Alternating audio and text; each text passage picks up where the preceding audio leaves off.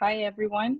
Welcome to our seventh installment of Equality California's COVID-19 LGBTQ Help Center. Before we get started, a few logistical things. We have our chat box open as well as our Q&A, so feel free to send in questions, comments throughout the conversation, and we'll incorporate it as soon as we get a chance. For today's webinar, we'll be speaking with Rex Wilde and Ernesto Baldonado about how they turn their passions into thriving businesses. This webinar is part of our COVID-19 LGBTQ Help Center, which is a program dedicated to assist our LGBTQ community during these times. We have a helpline that is up and running, a website directory of services throughout California for our community, as well as this webinar series. You can access all of this at eqca.covid19.org. At the beginning of the pandemic, we surveyed our members and one of the top concerns that folks shared was about the economic impact that the pandemic was having and would be having on their lives and their businesses. And so we came up with this webinar series in order to provide folks with tangible tools to improve their situation and also to think of creative ways of generating more income. As we know, our LGBT community already faces many inequities and barriers to economic mobility. So through this webinar series, we are providing people these tools to help them think of new ways that they can generate income, and then also hopefully make it through and make it past and just have more opportunities. And with that, I am thrilled to welcome Rex and Ernesto to today's webinar. And perhaps we can start with some brief introductions, who you are, name, pronouns, and maybe tell us a little bit about what you do. And I'll hand it off to Rex. Awesome. Cool. Thank you so much, Zizi. I am so excited to be here. And thank you so much for inviting me and for the work that Equality California is doing and what you all have been doing with this awesome webinar series. So folks, my name is Rex Wilde. I use they and them pronouns, and I'm a diversity and inclusion educator. And I specialize in working with businesses on transgender inclusion in the workplace. So I go into businesses and I do a couple of different things, either working directly through consulting to help them adapt and change policies to make sure that they are inclusive of trans, non-binary, and gender diverse folks. And then I also provide trainings in order to make sure staff at all levels of their businesses have a better understanding of trans folks, of gender diversity, and of how they can make sure that they're respectfully interacting with any trans folks that they work with or that are in their lives. Awesome. My name is Ernesto Baldonado. My pronouns are he, him. I am the co-owner and retail curator for Product FOA in Los Angeles. Product FOA is a specialty apparel retailer and also a creative studio specializing in printing and apparel and footwear. Great, thank you so much for your introductions. I would just to preface like the webinar series around folks turning their passions into thriving businesses, we have another webinar that we had last week with an organization called Start Out that goes into a little bit more of the logistics of starting a business, and that's also live on our website and on our YouTube, so feel free to check that out for more of those, I think, answers to a lot of those questions. For this webinar, we're planning just to have a conversation between the three of us, get to know each other, and also hear more specifically about Rex and Ernesto's journey. So thank you for your brief introductions. I would love to hear maybe what led you to where you are right now in like 5 minutes, if you can. Like, yeah, it would be hard, I'm sure, many years of work.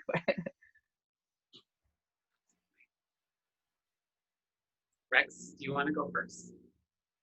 Sure. I was going to say, Ernesto, I'm so excited to hear about you. I can go ahead and start. Go ahead. That would be awesome. Cool. So I'm kind of a retail veteran. I've been in retail for about 30 years and worked for a lot of companies. Most recently, I worked at Gap worked at Nike for about 9 years. And prior to Nike, I worked at the Gap. Most recently working at Nike, such a great company. It really taught you how to lead a business and how to be in an environment where you can really get to know your consumer and all the ins and outs of running a business. So being in retail for so long and also using my ID, I kind of had the fear of missing out when I was looking at other people's pages. A lot of them were starting brands and starting companies. And I kind of thought to myself, you know, if these people are doing it, what can I do to kind of start myself and put my foot in the door and creating my own business for myself? So kind of thought long and hard and decided to do a run of hats. So while working at Nike, I started a small hat company. And then from there, it was just a really passionate thing that I was into. And I decided to go off on my own. So, you know, said goodbye to Nike. It was bittersweet because it was a company that I loved and they treated me amazing, and started on my own. Not really with the plan, but I reconnected with an old coworker of mine, and he had a space for me in his shop. And then from there, I became a co-owner of PRODUCTOFLA.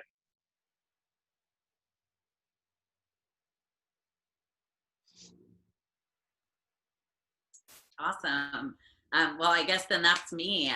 So, you know, it's hard to think about like how I really got started, because for me, I really feel like my initial steps into this work were in college. I studied sociology and I had specific emphases around race and ethnicity studies and around gender and sexuality studies. And that is really what kickstarted the fire in me around social justice work in general. And so I always knew that I wanted to make sure that I was doing things that were in the educational as well as the advocacy realm. So while I was in college, I helped with the Safe Space program on our campus and did a lot of classroom teaching for staff and students around how to be allies to the LGBTQ and greater community. And so through that really got me interested in teaching more about LGBTQ folks.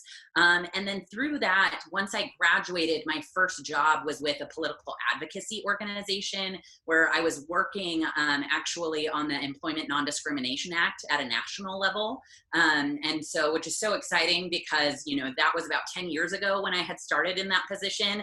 And then this summer, we finally saw that the Supreme Court ruled to make sure that we have workplace protections based on people's gender identity and sexual orientation. So that was a pretty incredible thing to see, when that was literally my first job out of college, was doing canvassing work and deep canvassing work where I would knock on people's doors and have conversations with them about providing protections for trans and as well as just LGBTQ folks in general in the workplace. And so through that job, you know, I had a lot of experience in having conversations with people at all different levels of education and all across the country. I worked in New Mexico, I worked in Chicago, I worked in Minneapolis, going to different neighborhoods that hadn't necessarily had, you know, weren't necessarily inclusive of LGBTQ communities, right? When I came back after I worked in that job for about a year, part of the reason that I stopped was I started having a lot of questions around my own gender. At that point, I understood myself to be queer, but I certainly hadn't explored gender before that. And so it really led me to a point where I was wanting to inquire a lot more within myself, and took a job where I was actually working for a medical company, and I was doing public events for them. And so eventually through that, I came out in my workplace for the first time at a company that was not an LGBTQ or advocacy related company. They were strictly medical and they specifically worked with people with diabetes. And so I had this firsthand experience of what it felt like to come out as transgender in the workplace, and also not only to just come out, but to help educate my managers and my staff members and everyone else about what that meant and about what I needed in order to be respected and affirmed at work. Now, I was really lucky because I came out in an environment where they really met me where I was at. Even though they were very uneducated, they cared, you know, and that spoke to me so much because it just brought forward the truth that if people can be invested, even if they don't have the education and the language, they can then gain the education and the language in order to be respectful. And so I helped them to kind of cultivate and curate what our preliminary trans inclusion policies were within that company. And then from there, I had started to do some public speaking with them. And that actually led me back into my nonprofit career, where I worked with the organization Trans Can Work as their program director and lead trainer, where I started actually doing inclusion trainings for businesses on a much wider scale. And so through working with Trans Can Work, one of my very last projects that I did there was co-producing the Transcend Career Fair, which was the largest transgender career fair that we've seen ever. And I got to do that with some wonderful collaborators, Jason from St. John's Well Child. And so we put on this amazing event, and what we ended up seeing was that we had over 75 businesses participate, and we had over 500 trans and gender diverse individuals come and participate at this job fair. And not only were they from Los Angeles or even Southern California, but we had people drive down from Northern California, and we even had a couple individuals fly in from Boston just to attend this event. And so what that really showcased to me was how deep the need is for trans and gender diverse folks to actually be able to find companies that are going to be inclusive of them. And so for me, even though, you know, I had an understanding of that, of course, this was a need, that woke me up in a way where I said, I really want to be able to do this at a wider scale. And just within the nonprofit system, there were so many competing priorities that I couldn't ever focus my attention to one thing. I was always needed to be doing multiple things at the same time. And so I decided, you know, I really want to just focus my work and what I'm doing around working with businesses to help create more inclusive environments through training and through policy changes. And so that was when I really first started thinking about this in a real tangible way. And then slowly over the next 6 months, made steps to leave the organization and to start my own business. And it's been just a little over a year since I left my nonprofit job and have been working as an individual and as a consultant with my own business. That's awesome. Yeah, wow. Both of you have such rich experiences and also very different, which I love to hear, and I think it's good for other folks to hear as well. I'm curious on, both of you kind of talked about the moment where you made the shift or pivoted from, you know, being a full-time employee at a company or an organization, and then when you decided, I'm curious just to kind of spend a little bit more time there, what that was like for you both. And I know it's something that a lot of folks struggle with, like taking that leap. So if you can go back to that time when you were, I'm sure it was not an easy decision. Maybe it took time, and just share a little bit more about what that was like for you. And maybe we can start with Ernesto. Yeah, it definitely was a big leap of faith.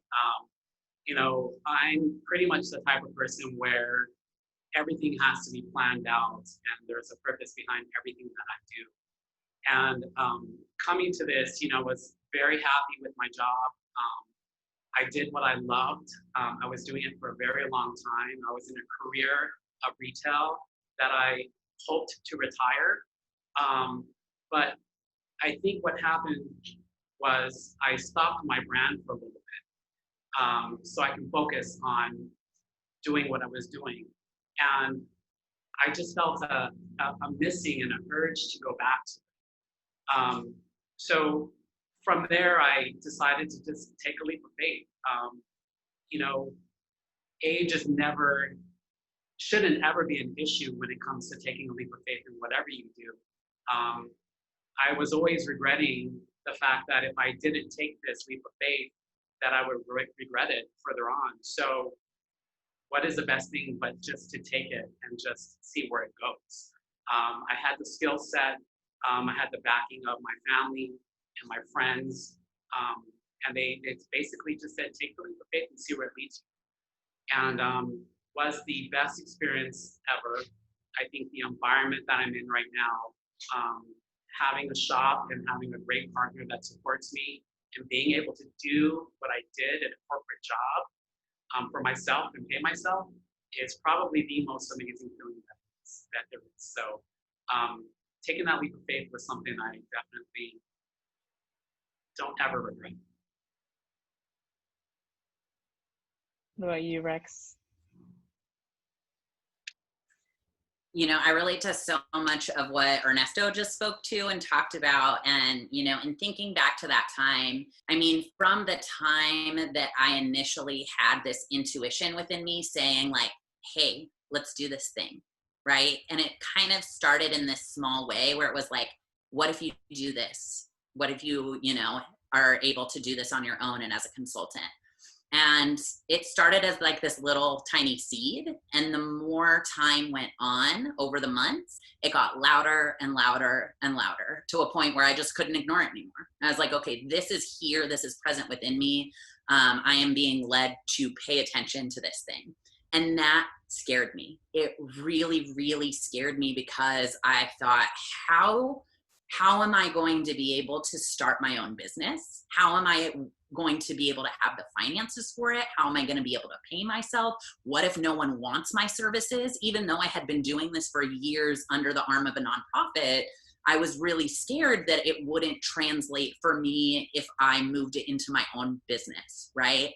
And so I think one of the things that really allowed me to, one, pay attention to what I was hearing within myself, but two, actually take those steps, was that I started talking to other people about it. I started talking to other small business owners. I started talking to my friends. And I started talking just to other people in my life. My dad, who has been a corporate executive for 20 years, like I started talking to everyone I could about this thing that was calling to me.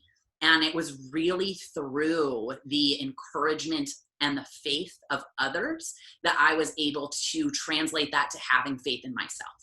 And that I was able to say, you know, I can do this. And the thing that was the scariest idea, right, was that I was going to fail somehow. And the thing was that because I knew I had other people who had my back no matter what, that even if I did fail, I was always going to have those other people who would be there for me to help me in whatever the circumstance was.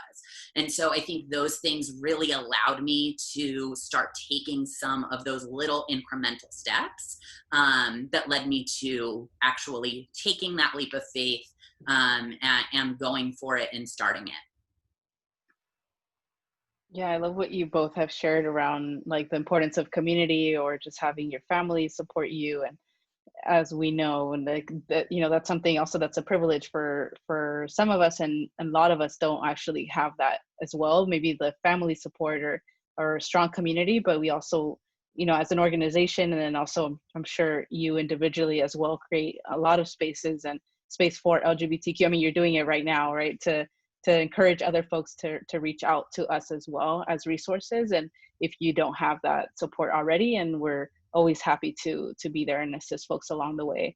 And one of the reasons that I thought that this small business, or including small businesses and entrepreneurship specifically in this webinar series around employment and financial resources, is because we know that LGBTQ people are often discriminated in the workplace. So one of the ways that people can, you know, also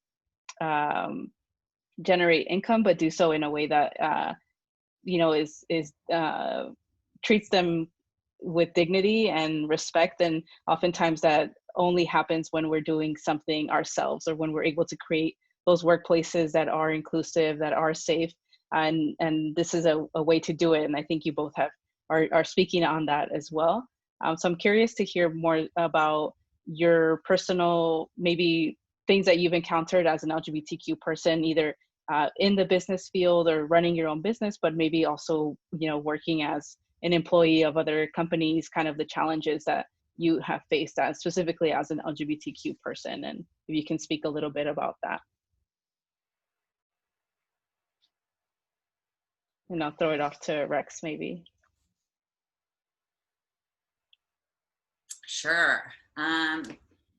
You know, it's really interesting to think about this, because one of the things that I do experience, especially as someone who is trans, who is more androgynous, and like just as someone who does not like fit into the typical norm of who someone expects to like look at or interact with or whatever, I feel like I have experienced different times, you know, where people often question my capabilities or in a variety of different ways of whether or not I'm really going to be able to do what they want me to do, right?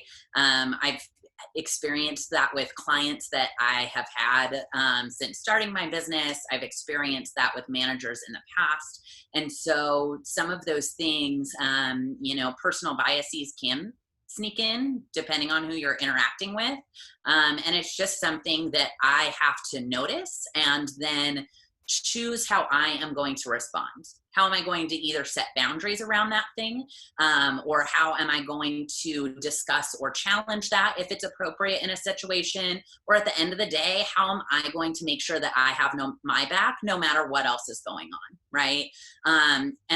So I know for me, it's definitely been a personal journey, and I've had times where I've left meetings with someone and been like, oh my gosh, this thing that they said really for me, and I don't necessarily know where it's coming from on their end, but for me, it triggers this idea that a bias might be occurring, right?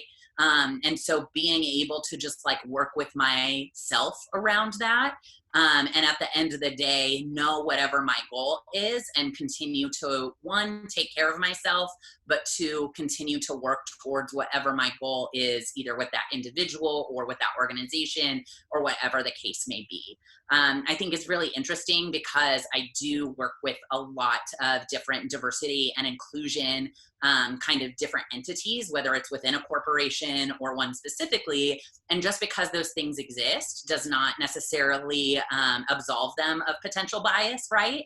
And so like knowing that, that can, I think, can be a point of helping me understand the impact that I could actually have with that organization or with that person to help them shift, to gain more perspective. And so, yeah, that's just what comes up for me initially when you ask that. Thank you for sharing that. Yeah. I think for the last 20 years, I've always worked for companies that actually had diversity inclusion branches for that company. So the last two companies I was with led a very extensive training behind diversity inclusion. So the atmosphere that I worked in was definitely open, very receptive, and it has always been a positive experience for me. Internally, I would say for myself, a challenge that I face for myself is, as a gay man, being in touch with the LGBTQ community. So also having a better understanding of, you know, everything that's going on.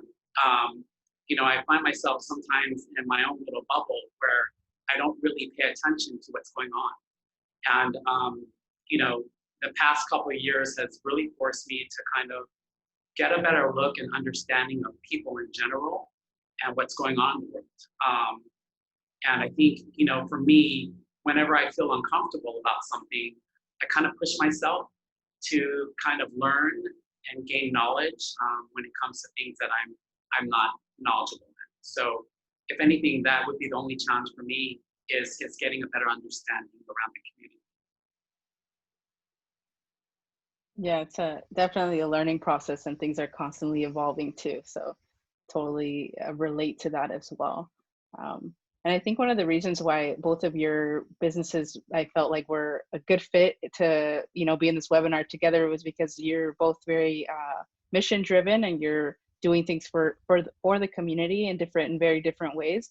And I guess a specific question for you, Ernesto, I know that a lot of the work that you do at Product of LA as a company is to provide sort of a hub for artists and up and coming. And I would love to hear for you to share more about what that's been like, kind of becoming you know, doing something that's a great service to the community as well.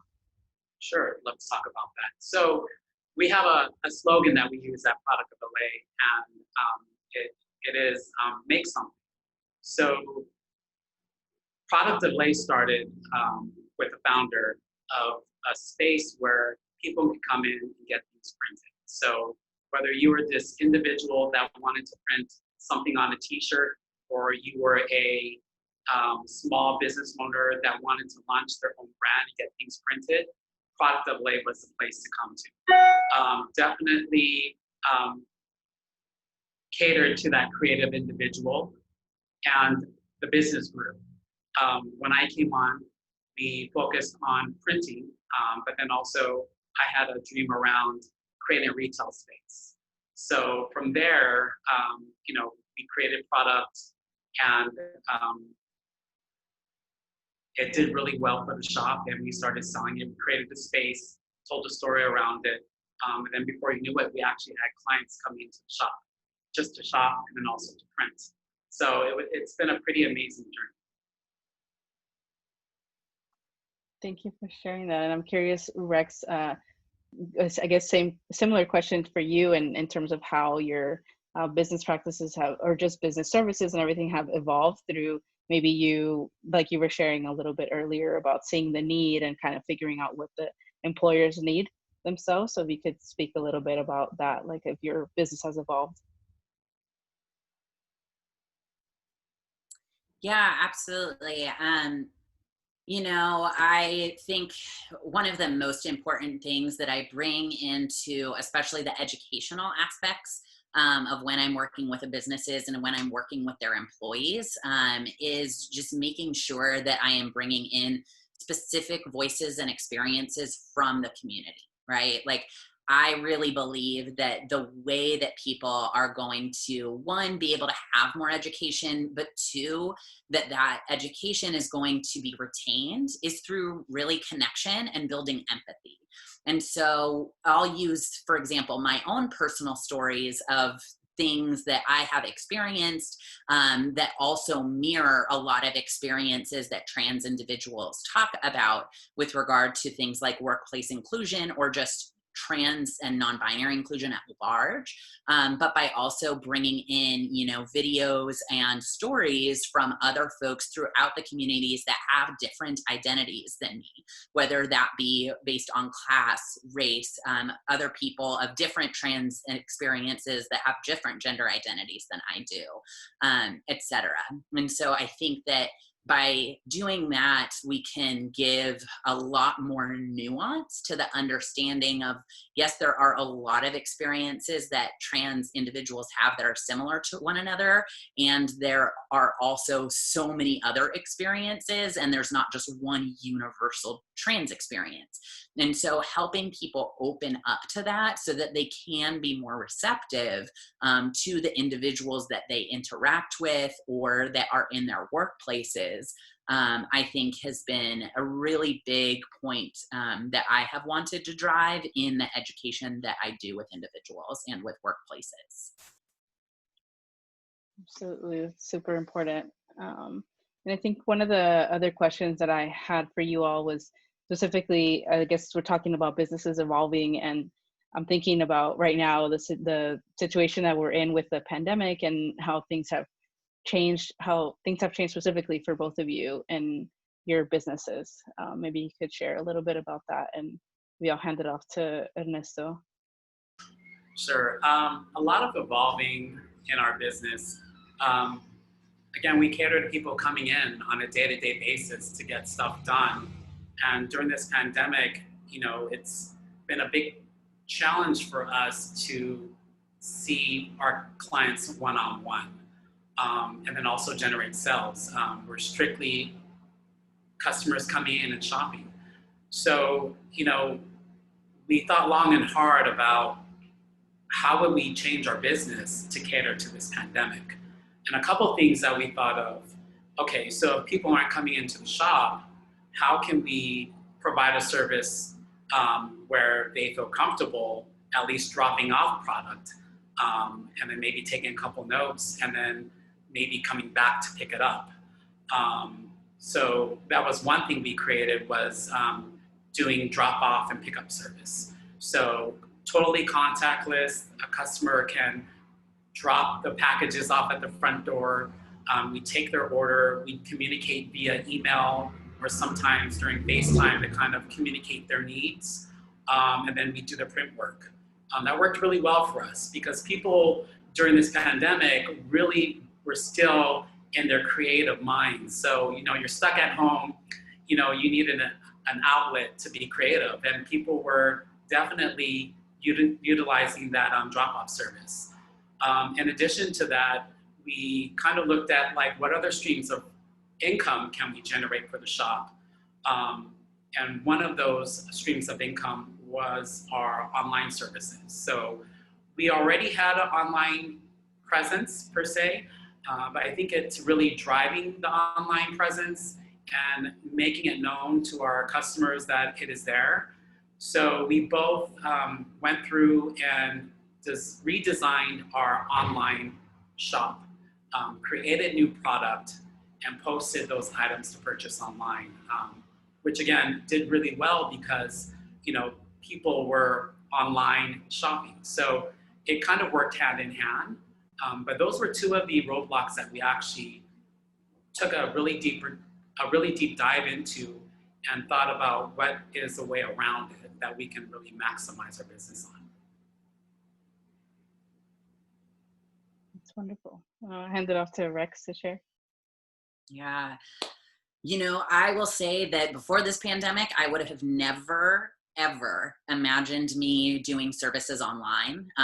The work that I do is very much based in person, and I really love the personal connection that I'm able to create with individuals, especially when I'm going and doing a training or some type of a workshop.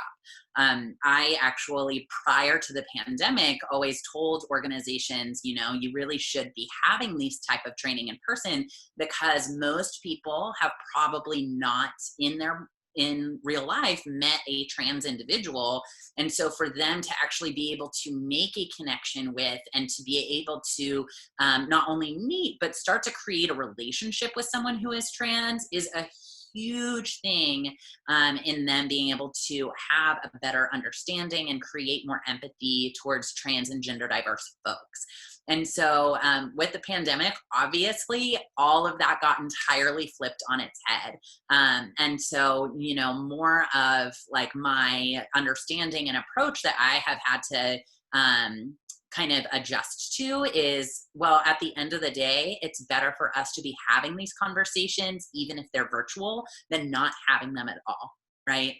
Just because there is a pandemic does not mean that we don't need education around various issues surrounding identity, around trans identity, around racial identity, whatever it may be. And so we need to make sure that we are finding new ways to adapt. And so essentially all of the training that I do is virtual and online now. So we'll do Zoom workshops where I will actually have, and I've had to limit them quite a bit, where I only allow 20 people in a workshop so that all of us can be on screen together and look at each other and still work with one another and make sure that there's room and space for everyone have a chance and an opportunity to speak. Because having my workshops be really interactive is a huge point of just the model that I use in further building connections, not only with me, but really with each other. Because at the end of the day, I'm going to leave, they're going to be coworkers, and I want them to still be able to have these conversations past the point of a training or a workshop, right? So those are just some of the ways. I am also working on some other online products and modules for folks that they can use. And so those are coming down the pipeline, and something that I've shifted a little bit to focus on a little more as well. I love that. And I love that, yeah, you both have found creative ways to adjust to the situation that we're in, because I feel like that's, I'm sure, is a concern maybe of a lot of folks that are thinking about starting their own business or venturing off and taking that leap. If it's ever scary, I'm sure it's even more scary given the situation that we're in, to kind of take that risk right now. But I love hearing that you both have adjusted, I think, and it sounds like in thinking of even different ways that I'm sure will be helpful even when we hopefully, you know, things go back to normal at some point, but that these are business practices that I'm sure will be helpful then as well. I'm curious to hear a little bit more around pricing. I think that's like something that is, you know, as people of color, LGBT people, that we struggle a lot in knowing what to what value other people will see in our work or how to price things. And I'm wondering, maybe not specifically, if you're not comfortable sharing, that's totally fine, but just kind of like what that process was like for you and landing where you are now. And I'll hand it off to Ernesto to start. Pricing, it's kind of hard to say when it comes to pricing, because I think there is a service. How do you put a price on service? Obviously, it has to kind of be like elite, it has to be really good.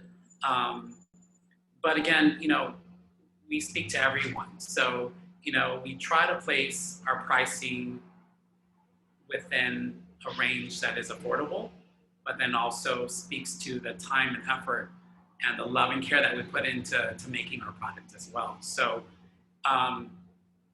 there's always things that we can do to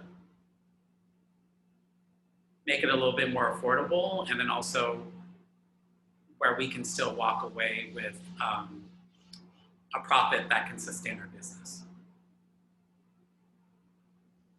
Absolutely. Yeah. What about you, Rex? I think it's interesting, because I definitely think there's like a lot of stigma that we have in our culture in the US around like talking about money and these things. And the reality is, if you are starting a business, you need to be able to make money. That just is what it is. And so I know that there might be folks who have a lot of ickiness or confusion or uncertainty around the money aspect of running a business. And it's something that you just have to figure out for yourself and get familiar with. Part of, one of the biggest things of business is being able to manage your finances. And so I think at the end of the day, what you need to be able to do is you need to be able to have an understanding around how much do you actually need to just have the business run, right? And then how much do you need in order to have a sustainable lifestyle, right? That is how much your business needs to make. It not only needs to make enough so that you have your product or your service or whatever it is, it also needs to be enough so that you can pay yourself and you are not stressing out about money every single day of your life, right?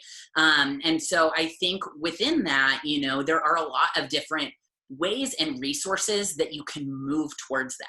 One, it might be spending time with your own personal beliefs surrounding money and surrounding wealth and all of that, and having a better understanding of what your own personal belief system, whether that's conscious or unconscious, is around money, and then working through those thoughts.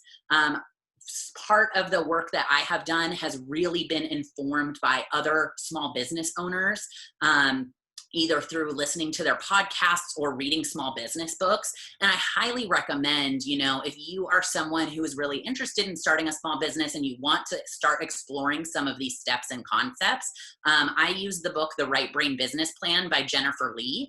And she is a phenomenal creative business owner that really helps people with more creative minds to come up with a business plan and business structure. And one of the chapters of this book is around having a better understanding of finances and what you need to do to make your business sustainable.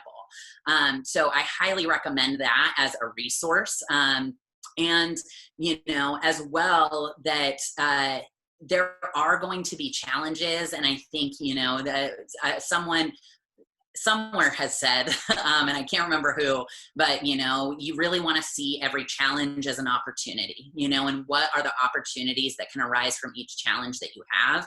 And if money is one of those challenges, really sitting with that, don't ignore it, and help yourself problem solve and figure out ways, how am I going to do what I need to do in order to make this business viable?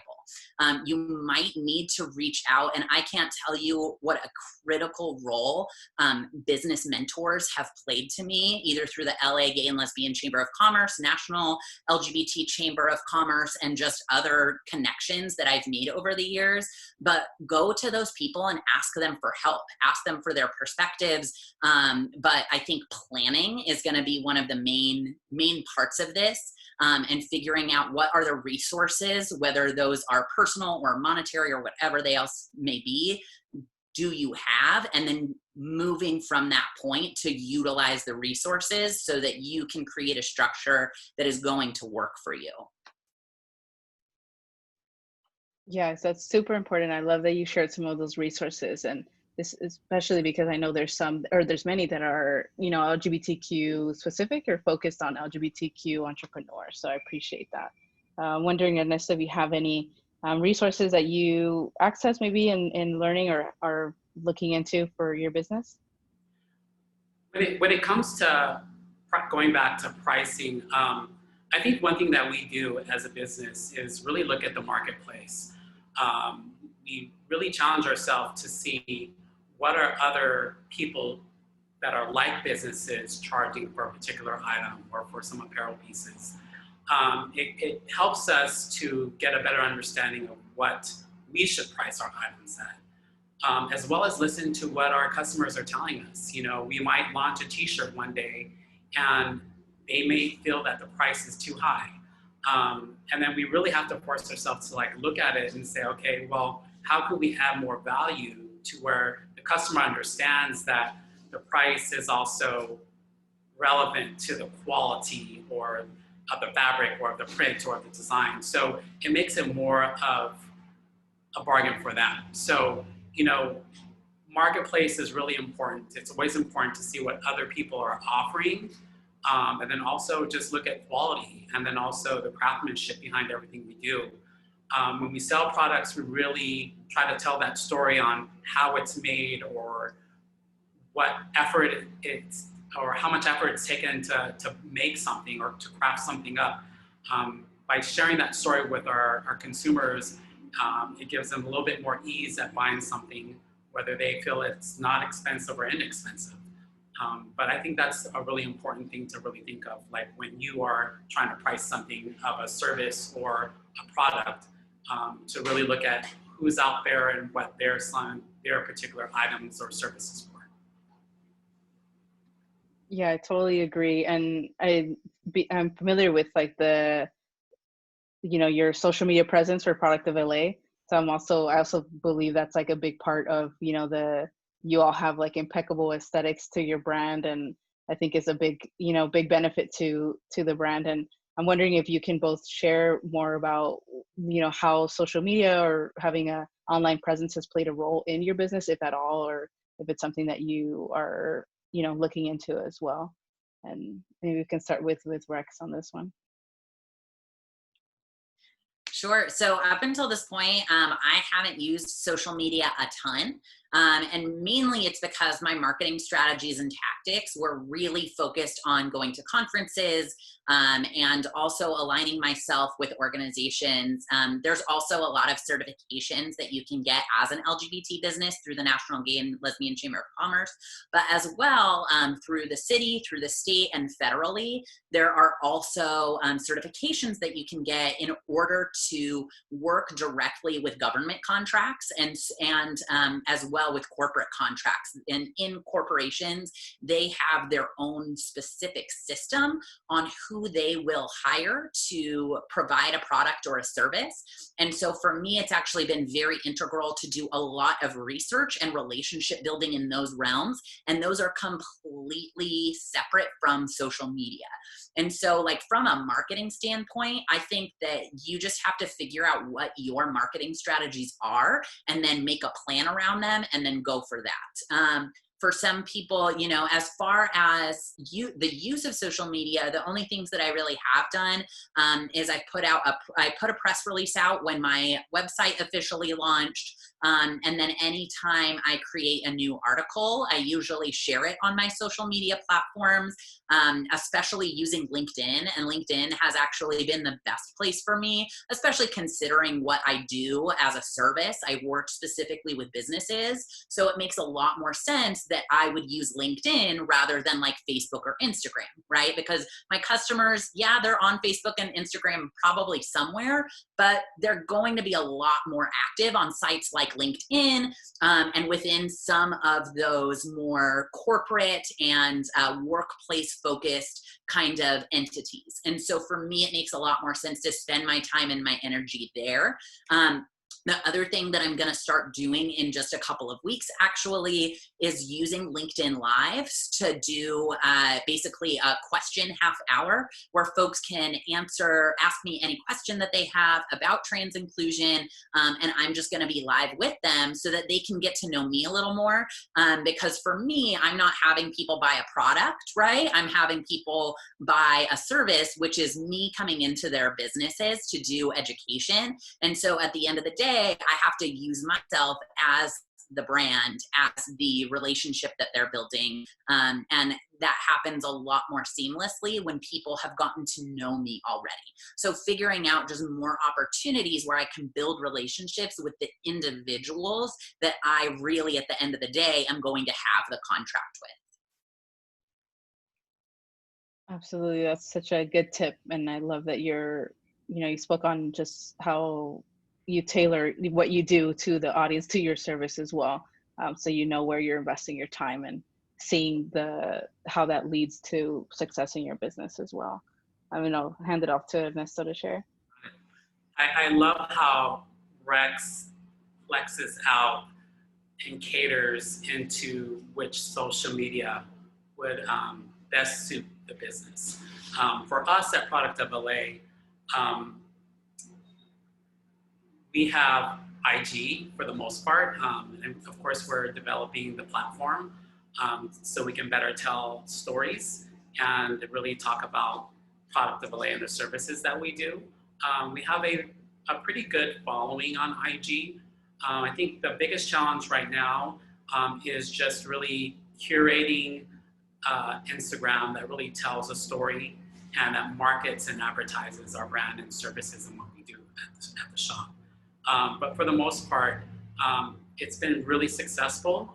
We noticed that whenever we post something on IG, whether it's a story or a post, that we see a really good return of like followers or sales or interaction with the page. So we know that one of the biggest successes is making sure that you're posting frequently. That's really helped us out. Another great tip, and we'll be sending this recording to anyone that registered and missed it today. So we'll be able to replay some of these amazing tips you all shared. Wanted to just briefly mention to our participants, if you have any questions or comments, you can feel free to send them through the chat box in the Q&A. We'll have some time right now before we wrap up to go through any comments or questions that you have for Rex or Ernesto. And I guess as we're waiting for folks to kind of send some questions through, I would love to hear from you both. What is your maybe biggest challenge that you're facing right now in your business, but also the most rewarding thing that you experience with your business? And we can start with Rex on this one. Awesome. So I would say the greatest challenge, so I want to speak to two different greatest challenges. One of them most recently has been just with the pandemic, having to shift my entire business model, how I provide services, how I market, all of those little itty bitty things have had to change. And I've also actually seen an increase in the amount of expenses that I have as a business now. Because before I didn't need any virtual platforms, but now I need Zoom. I not only need Zoom, I need to have 500 people. I need to have the webinar add-on, all of these things, and it adds up. And so I am seeing a lot of increased costs. And so for me, that's had to also shift how I'm charging for certain products, or rather services, depending on what a consumer buys. And so those are just like some of the challenges that I've had and that I've had to work directly with. But I would say in general, as a business owner and being now, I'm still a fresh little infant. I'm 1 year into this, right? Is that I've been actually quite surprised at how many things I have had to work through on a personal level in order to make sure that my business is as successful as I want it to be. That has meant that I have had to look at emotional challenges in my life and face them directly head on in order for me to be able to get to the other side and do what's best for my business, for example. And I don't hear business owners talk about that a lot, but I'm sure that other people experience this as well, is that, you know, at the end of the day, when you are trying to do something and make something work, there are going to be just a lot of personal things that are going to arise. And if you are able, I've found that when I am able to look directly at them and figure out why that is a personal challenge for me and process and work through it, it gets me to a whole different level with myself personally, but as well as with my business. And so I guess I'll use that last one, not only as a challenge, but also as actually something that is really empowering, because it has helped me grow as an individual in ways that I don't think I would have ever imagined before. And so, yeah, that I'll leave you with that. I definitely agree that mental health plays a big part in a small business owner's mind when they're going through this pandemic. Definitely has challenged us a lot, because if there's not one thing, there's another thing that we're faced with on a day-to-day. I think the biggest challenge that we've come across, again, like Rex, is dealing with the pandemic and rechanging your entire business structure. For us, it was two-part, because it was a blessing and a curse at the same time, because with the challenges and the roadblocks we came across, we knew that we couldn't use them as an excuse to why the business wasn't doing well. I think having a business partner is kind of just having a second brain or thought, because you're always constantly thinking, how can we maneuver through this? One thing that I've always learned is a roadblock is never there to stop you. There's always a way around it, above it, or under it. You just got to really think about, what are you going to do about it? So when traffic came around and it was slower, we thought about that as a roadblock, but what were some of the things that we did to maneuver around it? When we weren't getting enough traffic, how do we drive more traffic online or in the store? You know, when people were not shopping as much, you know, online, like how do we bring more product to them? It was all just something that we needed to think of on a daily. We were reacting very quickly, but at the same time, we were very strategic on the things that we were planning. So it goes hand in hand, and looking back, all of those choices that we made and how we reacted and how we planned and how everything came to existence and we overcame those distractions and roadblocks. I think that is the biggest thing that I can sit back and look at and say, wow, we really did it. The new norm is going to be a daily practice for us. And the great thing about the business is everything that we thought was a challenge actually became a best practice that we're going to probably inherit for the rest of our years in the business. I love that, and I'm so happy to hear that it's been the case for you both. We have a few questions that have come in. Our chat box is on fire right now, so I wanted to, I guess, go through some of these, as many as we have the time for. One of the questions is, what would be your dream or ideal next step for your business? And second part of that question is, small business owners managing many moving parts, how do you balance work and life? And either of you can answer that, or both, whatever you feel free.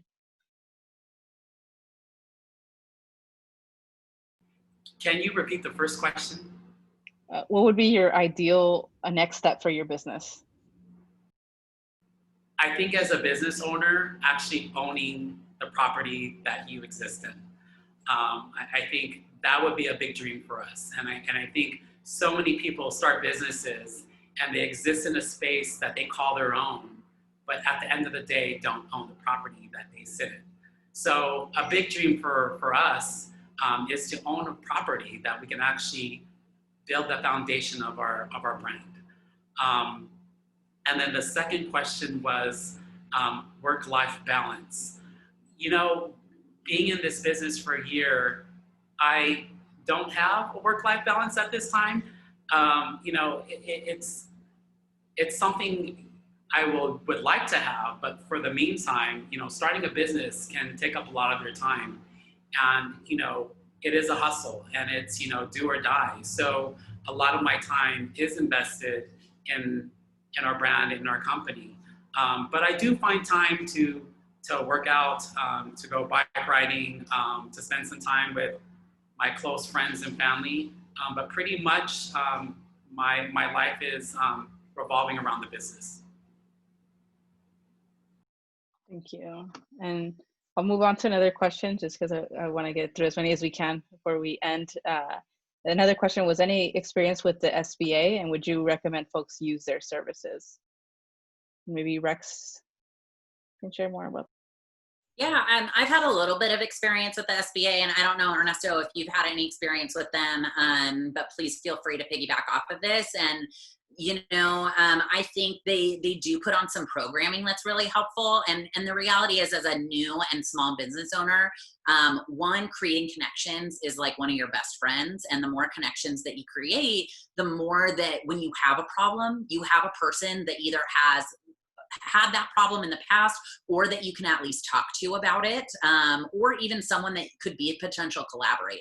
The other things, so the SBA does put on a lot of different programming that not only provides like networking opportunities, but also might give you insight to some of the specific challenges that you're working with. They had one, for example, on how to think like a negotiator and how to negotiate with corporations when you are in contract negotiations. And that for me was a super helpful session to go through, so that I was more empowered to negotiate better on contracts, since that was a newer aspect of going into business for me.